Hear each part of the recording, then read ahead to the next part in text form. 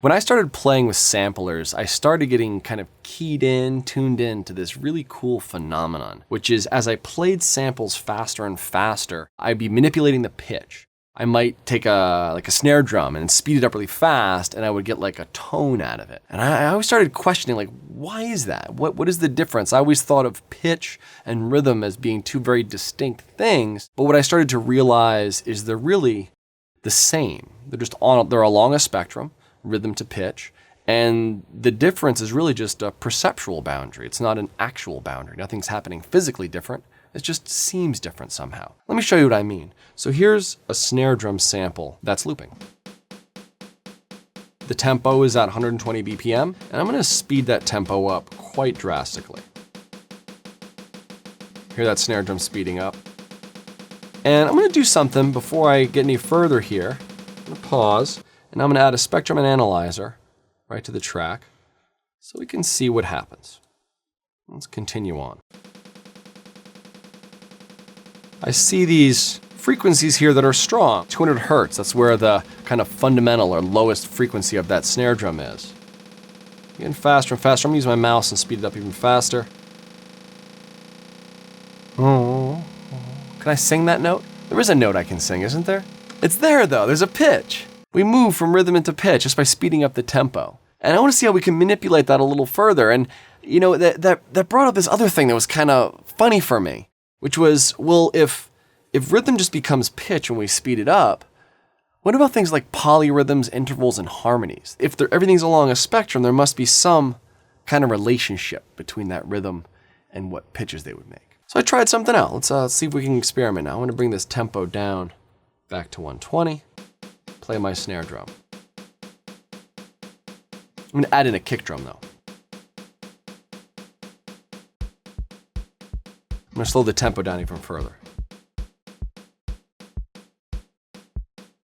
Now there's a very kind of important relationship between these two right now. If I look at the samples, we'll see that the snare drum is 2/16 notes long, and the kick drum sample is 3/16 notes long. So there's a length relationship, 3 for the kick drum and 2 for the snare drum. Now that means that the snare happens 3 times every time the kick happens twice. We call this a polyrhythm, in that the kick's gonna be this kind of more of a duple pulse, right? 2. And then the snare drum will feel more like a triplet pulse in 3. Now this is something that's a really important relationship in music. We have divisions of 2 and divisions of 3. We don't really have divisions of 5 very often, divisions of 7 very often, right? And things like 4 and 6 are just multiples of 3 and 2. And this one relationship, 3/2, shows up everywhere. And as you start recognizing it, you'll hear it throughout music. Now the question is, what happens if I take that relationship and I speed it way up? We know rhythm becomes pitch. What does a 3/2 polyrhythm become in harmony? And then let's try this right here.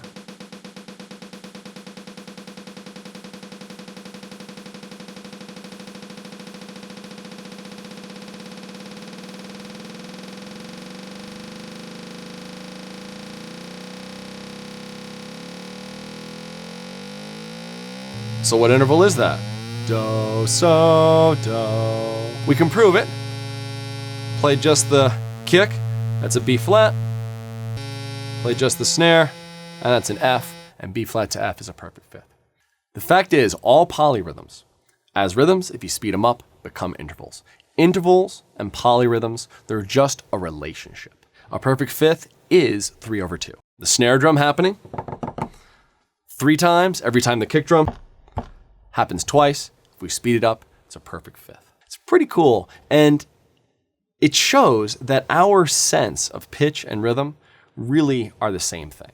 It's just a perceptual boundary. Humans can't hear the individual events. So we hear the stream of events, and we call it pitch. Now, one funny thing about this, the person who plays the fastest snare drum roll in the world happens to be a Berklee professor. The speed of that is almost exactly 20 hertz, 20 times per second, 20 hits per second. Now, that's also considered the lowest frequency we can hear. So our physical boundary, the fastest thing we can play, is almost exactly lined up with our perceptual boundary moving from rhythm